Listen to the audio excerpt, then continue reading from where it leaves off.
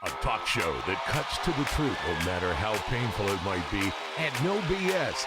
Citizen Smith, Citizen Smith, Citizen Smith. Here's a man who would not take it anymore. A man who stood up against the scum, the dogs, the filth. Here is someone who stood up. It's time for Citizen Smith.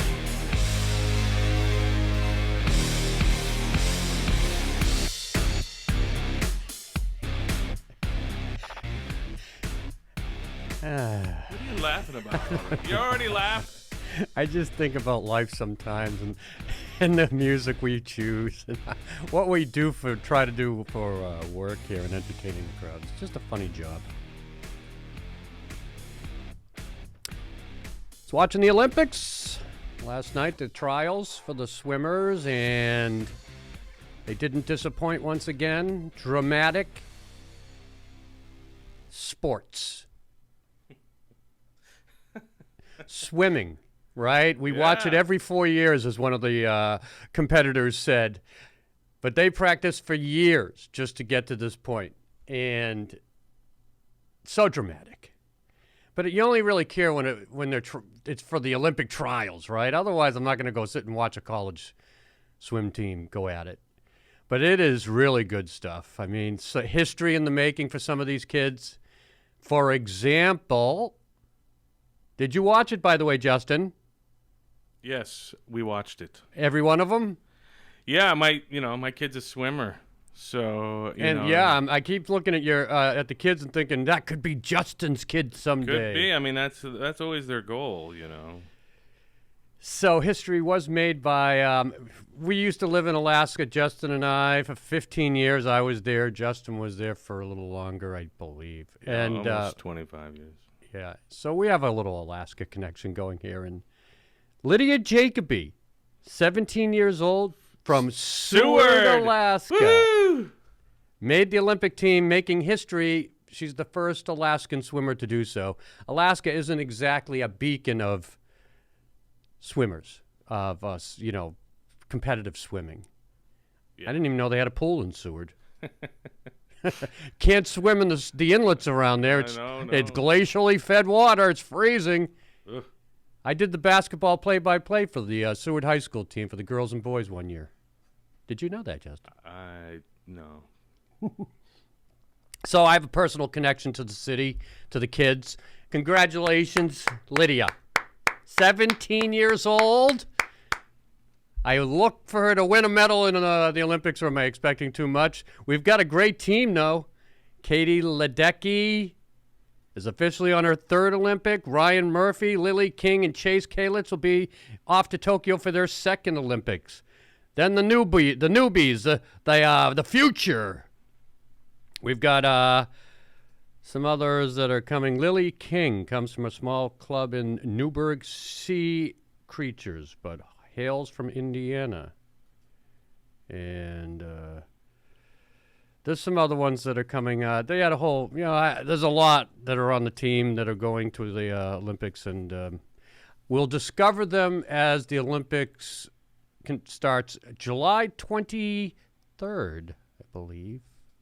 I've been getting my dates wrong. I apologize. Last week I said the Olympic trials for the track and field in Eugene was I thought it was last weekend it started. It starts this weekend for a whole week, and I'm going down there. I got to try to get a media pass. Think we can get one? A little late in the game, maybe. One way or the other, I shall see the fastest human beings in America running on the tracks of the Oregon Ducks. I love track and field. Having been a sprinter myself, I can't wait to see. I've never seen in person these top athletes, and I just can't wait. I've never done it. The speed that they go down the track at is so much faster in person than when you see it on TV. And they got some real interesting runners. I was listening to commentator yesterday at the end of the swim competition, and he was talking about how this could be, if not our strongest, one of our strongest ever track teams. Yeah, that was Anton Bolton. Yeah, he was talking with the swimmer commentators there, and He said actually he was talking with Mike Tirico, and he said that that the young people of course are great, but you got some older folks that are even more seasoned that are just. Well, they're not that much older. What did you say older? We have everybody's that a one new gal, face. she coming into her what? She's trying out for her 5th Olympics or whatever. The one that had Yeah. the gal that had the child. That was a great piece too. They did. Dang. What's her name? Damn, I'm looking it up now. She was, but that's an amazing story.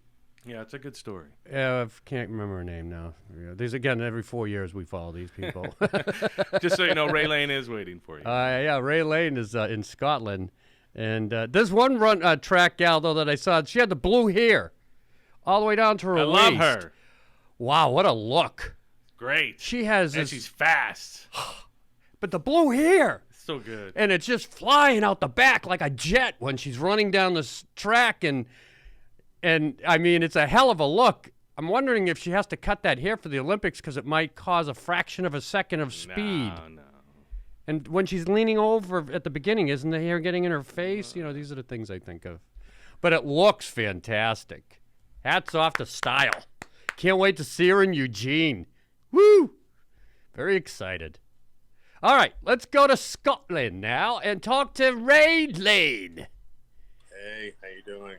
Ray Lane does Halfcast here at TalkCast PDX. Joins me on Mondays for Black and White segment where we discuss philosophical issues and political issues regarding race in America. Wow, you look good. Yeah, I was out on the Highlands. Do you have some scotch? No. No drinking. You're in the Highlands of Scotland and you don't have a Highland scotch? Yeah, exactly. Why exactly? But I was up in Inverness, not last night, but the night before, and then I went from the west coast of Scotland all the way to the east coast to Findhorn, and then I drove down to York. I'm in York right now, and then I'm going back up to Scotland after I drink this beer. Let me see the beer. Yeah, so cheers. But I had to come down to get Wi-Fi because I wasn't going to get it out in the middle of nowhere. So I'm actually sitting in a Hilton in Yorkshire, a town called York, very famous town. Yeah, from the Yorkshire Terrier. Yep. And so I just wanted to make sure I made this show. Yeah, I love the beer you've got. It's got a Beck's logo on it. Yeah. What a German- testimony to technology, though, right now. You know? Yeah, really. He's in Scotland. We're in Portland, Oregon, and we're talking on our nice talk show here via the digital platform. I will tell you something. You made comments about my driving a couple of shows back. I'm telling you, I can't get out of the way fast enough in Scotland. You're driving around the Great Loch Ness up in Inverness, and there are young girls, old ladies, old guys. It's a 30-mile-an-hour speed limit. It's a windy, hairpin turns, blind turns. And these people are doing 60, 65 miles an hour, and they're passing me standing still. And I'm like intimidated, and I'm trying to pull out of the way of everybody. Yeah, you wouldn't like driving here in Scotland. Do you drive on the other side of the road just like England?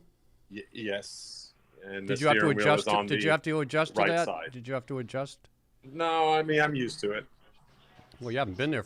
You live in America, so you can't be that used Yeah, to I it. know. It's the same. How's the pandemic there now? How are they dealing? Is masks on, mandates? What's going on? I see a lot of people on the trains and a lot of people in the walking through the restaurants with no mask. A lot of people, like here in the bar, in this Hilton, no masks. They're getting ready to go back into a lockdown. Boris is talking about locking it down again. Really? This new variant from India. Oh, But everything I'm seeing here, except for elderly, the senior citizens, it's very lax, extremely lax. Huh. Yeah. So is it lax because they're all fully vaccinated, or they just don't care? I have no idea. I know that they put me on a 10-day quarantine, even though I'm double jabbed with Pfizer. Everybody here is on AstraZeneca. Um, they made me sit for 10 days. Supposedly, I sat for 10 days, quarantining in place, even with double jabs and 2 COVID tests before I got on the plane to come over here. Oh, you took a plane. Oh, you have to, right? It's an island separate from. Yeah, and I have to take a COVID test to come back. Can you take a boat out of there for a little change of pace? There are several boats and ferries, absolutely. I would do that for the trip back to. But if you've never been to Scotland, I went up there searching for love and magic, and really at night in my tent, just out by the lake or in Findhorn by the beach, just really found centeredness and peace. And you've never seen such gorgeous castles and landscape. I took a bunch of video and a bunch of pictures. I'll bring it on the show when I come back. But there's something about this area. Scotland is just, I can't even describe it. And the pictures won't do it justice, and the video won't do it justice. But if you have never been to Scotland, make it a bucket list. I mean, I've been around the world, you know that, and I've seen a lot of great places. But there's a density to being out on the Highlands, 20, 30 miles from the nearest soul, up in the mountains, and not in a sound. When there's no wind blowing, it is like a deathly silent energy. It's just beautiful. Huh. Wow, you sold me on I don't it. remember the last time I was on this planet and heard that kind of silence. Jeez, I would love that because it's so damn noisy where I live here in Portland all the time. Understood. So you look great. It's good to see you guys. Hey, let me ask you about the Scotch egg. Yes. Have you had one in Scotland? I cannot. It has pork in it. Oh. They don't make a vegan Scotch egg here. So, and I don't like pork. Never have. And eggs wouldn't be vegan either. No, they wouldn't. No, they wouldn't. What's the weather like? Oh, hot. Really? Not rainy and misty? No, there's a little rain coming in tonight. But the thing I found truly fascinating that I did not expect was it being like 12 o'clock at night, 1 in the morning, and the sky is still lit up. There's no sun, but it's like being in the northern part of Finland or Norway or even Iceland, where it just doesn't get dark, because Findhorn and Inverness, they're so far north that we catch all the sun coming off the Arctic, if you will. Mm-hmm. So it just never gets dark. We are doing this live, so if anybody listening has a chat question, feel free to weigh in or join the conversation via chat. I've been zigzagging up and down England. I've sent friends pictures of all the castles, just trying to get them to understand the history. The city of York, was a huge castle and settlement with a wall that went around the whole city and was sacked by the Vikings once. A lot of history. Edinburgh, Glasgow. I was in Glasgow just 2 nights ago, and all I'm doing is just driving all over Scotland and North England and taking pictures of stone walls and old castles, ruined castles, and burial sites and war grounds, and just amazing. How long are you going to be there? How many days? I've been here 13, and I'll be here till the 23rd. How long are you going to be in Scotland? How many days? I'm only going to spend 1 more day. I was done with my little 4 days, and I was heading back down, and a mate called and said, "Oh, you've got to go back to Findisfarm, Findisfarm. It's the first place Vikings landed when they started their raids. They have a beautiful chapel monastery there that was raided, and the monks were all killed. It's a really amazing place." He goes, "You can't be that close to it and not go." So I was already 150 miles south, heading into York, and I said, okay, so I'll grab a quick bite to eat, and I'll turn around and drive 250 miles back into Scotland just so I can see this area, you know. Is this your And then first I'm time done. to go to Scotland? No, third time, but I never really appreciated it like I do and did last night, the night before, the night before that. I mean, just sitting in that kind of silence with your thoughts and no cell phones and not just sitting there listening, like this time of year. And I couldn't take a picture because even though it was not dark, it's too dark for me to take a picture. But the Lake Loch Ness was like a mirror. There was no wind. There wasn't even a ripple. I swear it looked like glass. Did you see the monster? I was hoping. Of course I was. You got to get it. You got to bring back, like, they probably have some gifts with, like, Loch Ness monster stuffed animals or something. Okay? Nessie, yeah, old Nessie. And that's good for Inverness, good for the town of Loch Ness. Good for those people to create a Bigfoot, if you will, a carnival attraction, because it really put that place on the map. Yeah. As far as a tourist location, it really saved that town. So it was a good PR stunt. It was genius. Well, you've got me sold. You know, I'm, of course, my last name is Smith, which is Scottish. Yes. That's the Scottish Right. side of me. And Mike. I'm, a third Irish and a little Scottish English on one half of me, while the other half being Greek. I So tell you, there's nothing like it. I would like to visit my heritage lands of England and Scotland and Ireland. I'd like to do the trifecta tour. Just for the castles alone, and the food and the people are so beautiful, and so I've had the best clam chowder. You always say this when you go to a different place. I promise you, the best clam chowder I've ever had. Wow, that's saying something. And that's the New England, not the Boston. Of course. Yeah. So What was so good about it? there was actually large chunks of whitefish, of salmon, actual mussels or oysters, whatever. It was, as you were spooning it out, it was thick chunks of actual chewable. A seafood chowder. That's a seafood. seafood chowder, yeah. No, it was not like anything I've ever had in the States. This was chunked full of fish product and no bacon. Wow. And it was the best tasting chowder I've ever had. So tell me something else that you had. No, I don't think of Scotland as a cuisine place. Tell me another thing you ate there that was really good. The salmon is like nowhere else. Wild salmon. They had the wild salmon. I won't eat, but the big thing up there is their beef, Scottish beef. It's grain fed. It's supposedly high end, like the Japanese Kobe. They really take their beef seriously.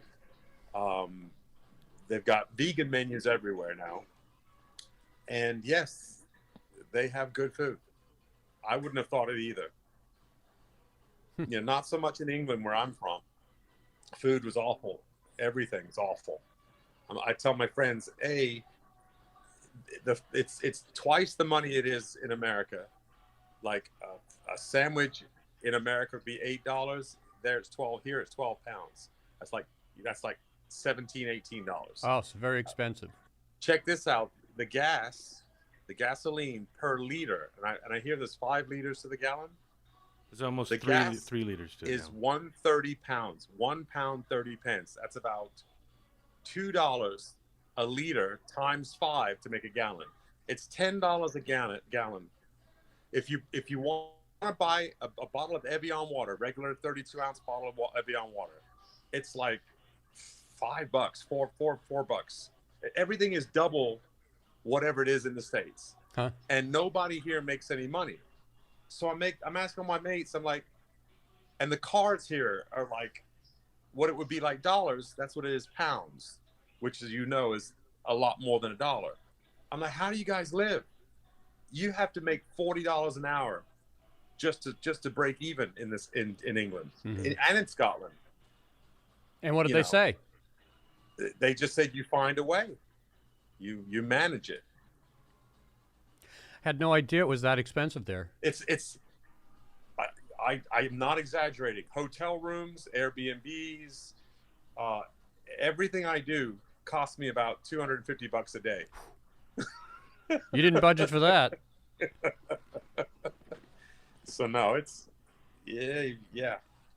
Well, that's something to consider when you go over And their there. VAT, their value-added tax on everything, and they get taxed by the government on their paychecks, like some 30%, like some ridiculous amount. Just keep piling it on. This is not where I can see myself retiring. Well, it's an expensive. I had no idea it was that expensive in Scotland, and these people are just getting by. Is there any sort of disgruntledness amongst the Nope. citizens because of the cost Nope. of living? They're just used to it. But again, it's like a socialist state, kind of, in that they pay for your medical, your dental, and so. How about the personality of the people? Are they genuinely more friendly? You and I have been bitching a little bit about Portland being kind of a snooty, lacking of sense of humor, judgmental, follow us in line. What's the temperament and mentality of Scottish people? Well, definitely the Scottish. I guess because they have an older history. America's is still a baby compared to the history of Scotland. I guess the people there have a simpler way of life. Yes, they have smartphones, they have the internet, they watch their TV shows, but you can tell their day-to-day going about life comes from a very basic and simple, perspective. Close to the land. They're just normal people. I'm talking people with money. There's a lot of money. I'm talking, you should see some of these mansions up here. These people are living on a high end, like real money, like not American money, old money. Do you find they have a good sense of humor? I mean, the Scotch always have a good sense of humor, right? Funny, full of life. They don't take anything for granted. They don't have expectations of being treated with any kind of airs or highly offended because you didn't announce them by their proper non-binary or their gender role assignment or the culture they're into. No offense taken that I've seen. Not taking things seriously, just living life and getting on with the business of life. Yeah, that's it. How about politics? Are they a political people? Do they follow the politics closely? I'd love to go on camera and talk to people, but it's kind of hard to do when you're a visitor, a tourist, if you will. Even though I'm English, no, that no one has time for that. Everybody's busy, truly doing their thing. I did get a little snooty at a really high-end pub/restaurant in Findhorn. I showed up after a long drive. I was tired, and I thought I could just walk into this really nice restaurant. They said, we're fully booked. And I kind of went American. I went, what? Fully booked? I mean, this is Findhorn. This isn't LA. What do you mean fully booked? It's hardly. And they did have a lot of parties coming in. And I got a little snippy, a little Portland. A little irritable. A little irritable. And then your girl kept laughing at me. I'm like, this is supposed to be Findhorn, the spiritual energy vortex of, one of the 7 vortexes in the world where everything's so spiritual and wonderful. And I can't sit down and have a meal. I actually did that. I felt like a jerk afterwards. She just kept laughing. She thought it was funny. And I'm like, I'm sorry, I'm just tired. She goes, I understand. She goes, I can let you take it out, takeaway. I said, okay, I guess I'll go eat in my car outside, trying to get like sympathy. You gotta, give a little extra tip there to get a seat. Oh, no, there was no. These people they don't jerk around. They really were booked out. Couldn't get you one seat. They couldn't give me one. They had a bunch of very popular restaurant, very great food. As I said, that's why I had the clam chowder. I got a little American. Yeah. Then I quickly corrected myself and humbled myself. I want to call you out on one thing. We always do the black and white segment, and racial issues always get talked about. How about Scotland? Any racism? No. Yeah, I mean, you're a black man in Scotland. They don't have a lot of black people there at all. I know. So when you go around, do you feel any sense of, No, not even close. It's not like Portland. What? Whoa, ho. Portland isn't like looking at you like a black man in the city, right? No. no one's making an issue of how I like my sex, or what my skin color is, or what my political preferences are. No one has an issue. No one cares. I mean, I've talked. Of course, to you people, are I've a had tourist good and a visitor. You're not living there, so there's always a difference between when you live in a place. I asked that too, because I am from Cambridge and I am English, and they have a lot of English and American and South African people up there. Everybody wants to go to Scotland right now. I had no idea it was that packed with tourists, but no, it wasn't because I was if anything, they love guests. You know, that's their livelihood. That's what keeps them alive, is the tourist industry. But no, even you couldn't even see it in their eyes that they acknowledged that you weren't the same color, or that you weren't. They probably think you're Egyptian or something. No, Oh, they're my beautiful God. people. They truly are. The Scottish people that I've met, and some of the English too, are truly beautiful people, hiding nothing. You know, they're not politically correct. They're not trying to fit in and, Black Lives Matter. They're not doing any of that. They're just living life. Can you do me a favor? Sure. Can you buy me a nice bottle of Highland Scotch and I'll pay you back when you get here? Something like really authentic that you can't get here. I don't know that I can bring that over. Yeah. Why I would can you? do Of that. course you can bring it over. Okay. What are you thinking? Because the same stuff they have here, the Glenfiddich, the Jameson, even the Oak Barrel, even the Black Label, everything that they have here, I don't think there's a. Oh, they do have individual whiskey gins, whiskey distilleries. I haven't visited any of those. You got to visit one. Okay, all right. I'll figure it out. Go ask them what's a good one around the neighborhood here, and get a nice Highland Scotch tour of one of these places, and get a fresh one right out of the cask, and bring it on back to America, and I'll pay you for it. I didn't think of that. Just don't go too high with the price there. You know, my budget's like $100. Okay, 100, 150 at the most. All right. You gotta remember, there might be duty, so you gotta be ready. There will be. You got duty. Do you have on to that. bring? What, I thought it was duty free when you get He there. said duty. No, I said duty. But yeah, duty. Duty. You gotta have to pay the duty. All right, well, do it the best you can with the price. Tell them we'll plug I'll it. try. Tell them we'll promote it on my show. Give us a discount. Awesome. All right. All right, Ray. Enjoy the rest of your stay. I look forward to seeing you when you return in July 23rd. So are you going to do your show tomorrow live from Scotland? I keep saying Scotland. I don't know. I'll try. What, It's just I'm all over the place. go do it live from the Scotch place. Go say, hey, I'm going to be doing this live and promote the place. They'll give you a All free right. bottle. Let me see what happens. Very good, Ray. Thank you for joining me today on your travels of Europe and England and Scotland. You look great, by the way. Thanks, man. All right. I've been driving since 7 this morning. Yeah. Just got in New Get York. some rest. 2 hours before this call. Very good. All right. Talk to you later. Bye, guys. Doesn't that make you want to visit Scotland? And don't you feel a little bored being here Yeah, right I don't even now? want to be here right now. I want to go. I want to get out of here. I'm ready to catch a flight. Aer Lingus, get out of here. Get over there. You know, I'm a McDonald, you know. Damn, so, I got to go there. I got to go. do the Ireland, Scotland, England thing. Yeah. Got to kiss that Blarney Stone. I'll get into this on the Friday show, I guess, but we have the Putin-Biden summit going on, which is very important for our international relations with this troublemaker from Russia. They just like to start trouble with America. Russia does. And it'd be nice if they get on the same page with us and stop being a troublemaker and just, worked with us to try to make the world a better place. We're asking for too much. Little peace. Stop hacking us. Thank you. Talk about that on Friday. As of now, though, we will call it a day. Thank you again to Ray Lane for his live remote conversation with us from Scotland. Have a great day. I'm Citizen Smith. Talk to you actually on Thursday, tomorrow. We're doing it every day. I forgot. Monday, Tuesday, Wednesday, Thursday, Friday. See you tomorrow.